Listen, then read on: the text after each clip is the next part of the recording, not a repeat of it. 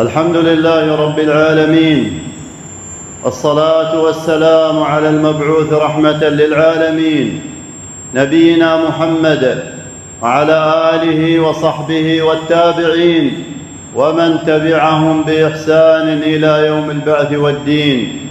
عباد الله، لقد أرسل الله سبحانه وتعالى رسله تترى ليبين للناس سبل الهدى ويبين للناس طريق النجاة. وأرسل الله خاتم الأنبياء والمرسلين نبينا محمد عليه الصلاة والسلام ليكون خاتم الأنبياء والمرسلين جميعا. وقد بلغ نبينا عليه الصلاة والسلام البلاغ المبين وأوضح الحجة للمستبصرين، وترك أمته على المحجة البيضاء ليلها كنهارها لا يزيغ عنها إلا هالك، لا يزيغ عنها ولا يتركها إلا من آثر الضلال على الهدى وآثر الانحراف على الاستقامة على دين الله سبحانه وتعالى. عباد الله، إنكم مسؤولون يوم القيامة عما جاءتكم به الرسل عليهم الصلاة والسلام. ماذا أجبتم المرسلين؟ هل عملتم بما جاءكم الله به على ألسنة رسله عليهم الصلاة والسلام وصبرتم على هذا الدين إلى الممات، أم غيرتم وبدلتم واتبعتم دعاة الضلال والفساد؟ ستسألون عن كل هذا يوم القيامة. وعند ذلك سينقسم الناس إلى فريقين، فريق في الجنة وفريق في السعير.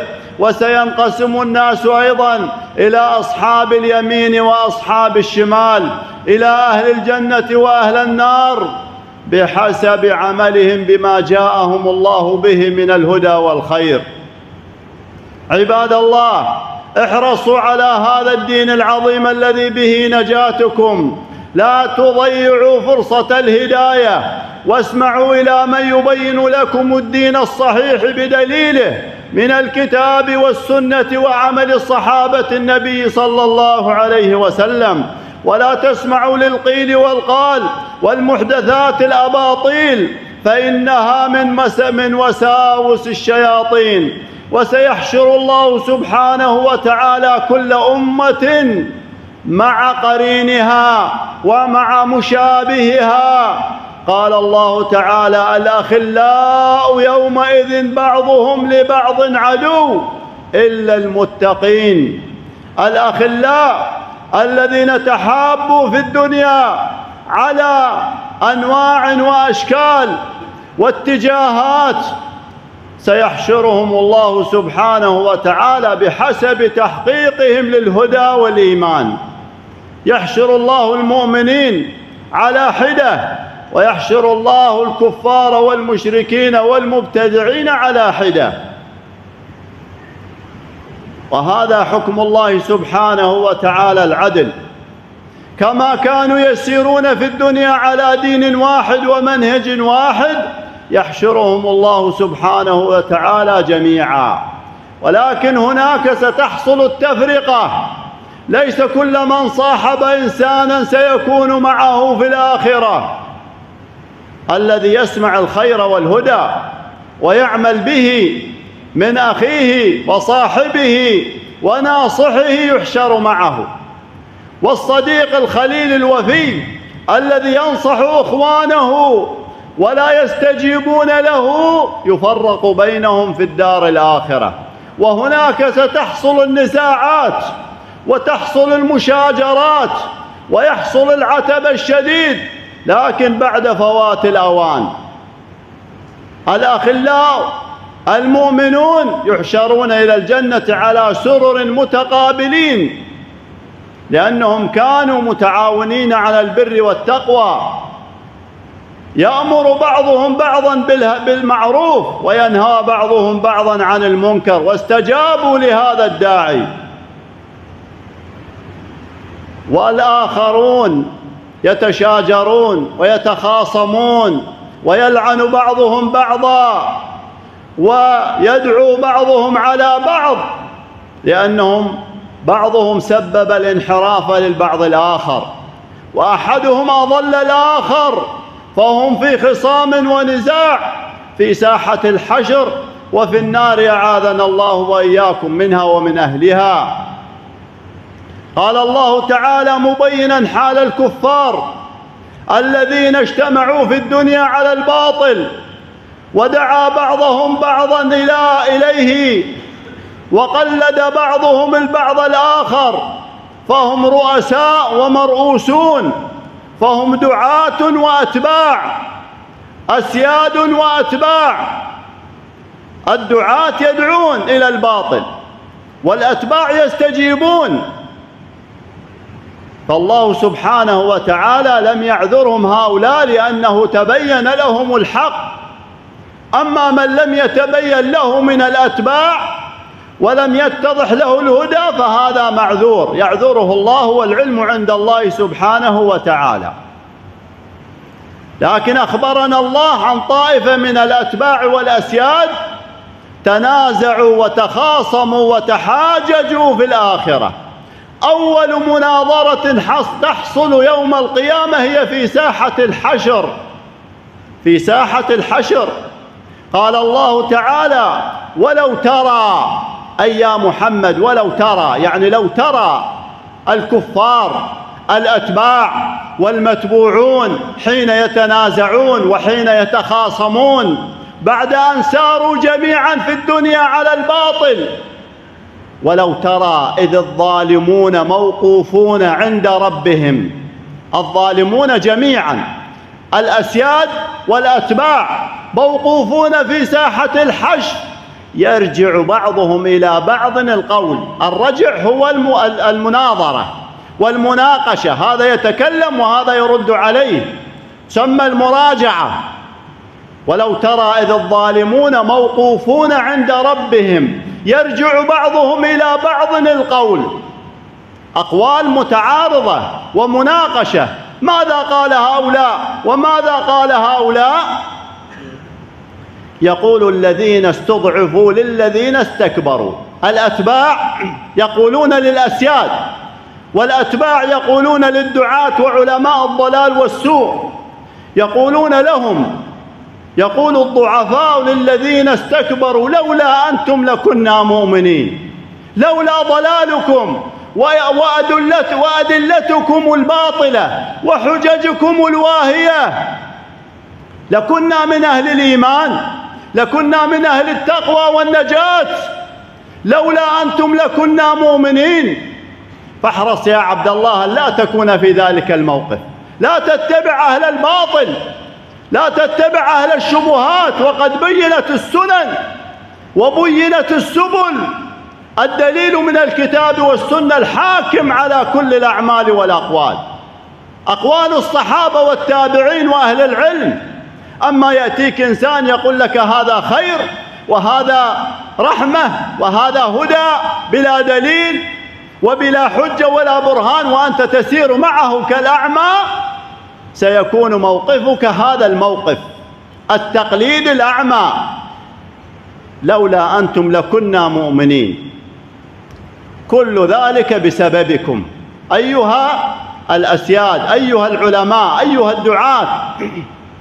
لولا أنتم لكنا مؤمنين. ماذا يقول لهم الأسياد؟ هل يعترفون وهم كانوا يدعون الليل والنهار للباطل، بل ويقسمون على صحة ما هم عليه من الباطل؟ هناك يتبرؤون. قال الذين استكبروا أنحن صددناكم عن الهدى بعد إذ جاءكم. انظر إلى هذه الكلمة العظيمة، جاءكم، الهدى جاء إليهم. يقولون لهم أنحن صددناكم، نعم نحن دعوناكم، لكن نحن ما منعناكم من الهدى، ما قيدناكم بالسلاسل ولا أغلقنا الأبواب في وجوه، نحن ندعو وكل يدعو، كل يدعو إلى ما هو عليه. أنحن صددناكم عن الهدى بعد إذ جاءكم بل كنتم مجرمين. أنتم مجرمون، أنتم ضلال، أنتم سلكتم طريق الضلال. ماذا قال لهم الأتباع الضعفاء؟ قال الضعفاء بل مكر الليل والنهار.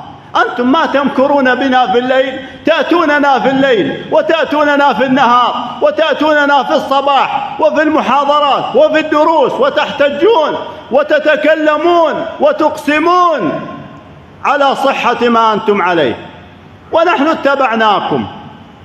قال بل مكر الليل والنهار إذ تكفروننا، إذ تأمروننا أن نكفر بالله. في الليل والنهار تدعون، ما عملتم شيء، تدعون الليل والنهار. بل مكر الليل والنهار إذ تأمروننا أن نكفر بالله ونجعل له أندادا. إلى هنا انتهى النقاش، لا يوجد كلام بعد ذلك. وكما هو معلوم أن الله سبحانه وتعالى حين يحشر الناس يوم القيامة لا يتكلم أحد إلا بإذن الله، أذن لهم أن يتحاججون لهذا الكلام فقط. ماذا قال الله تعالى بعد ذلك؟ وأسروا الندامة لما رأوا العذاب. خلاص انتهى الكلام، لا يوجد كلام بعد ذلك. تحاججتم، تكلم بعضكم على بعض ولعن بعضكم بعضا، هذه هي النتيجة الاتباع في الدنيا. وأسروا الندامة لما رأوا العذاب وجعلنا الأغلال في أعناق الذين كفروا هل يجزون إلا ما كانوا يعملون. هل جازاهم الله بغير ما عملوا؟ هل ظلمهم الله سبحانه وتعالى؟ إنما هي أعمالهم التي عملوها في الباطل وأصروا عليها إلى الممات، يقسمون في الليل والنهار أنهم على حق. إذا سألته عن الدليل لم يكن عنده شيء، إذا سألته عن آية من القرآن تدل على ما هو عليه لم يأتي بشيء. من سنة النبي صلى الله عليه وسلم لا يوجد، من عمل الصحابة رضي الله عنهم وأرضاهم لا يوجد، من عمل أهل العلم العلماء العارفين المعروفين المتبوعين لا يوجد. طيب من أين جاءك الحق؟ وماذا وجدوا عنده الأتباع حتى يتبعوهم على ما هم عليه من الباطل؟ ولذلك حشرهم الله وتكلموا، وهذا الكلام سيكون في الآخرة، لكن الله سبحانه وتعالى قصه علينا لنعتبر. وستأتي المحاججة العظمى في النار الأخرى أيضا، نسأل الله العافية والسلام.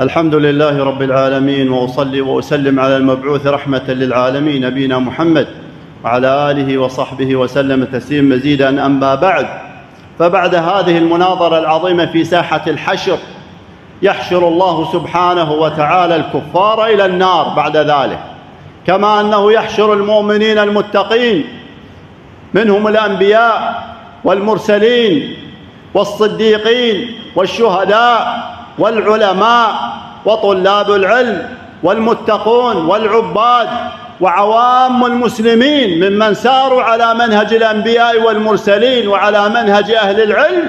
يحشرهم الله سبحانه وتعالى إلى جنة عرضها السماوات والأرض.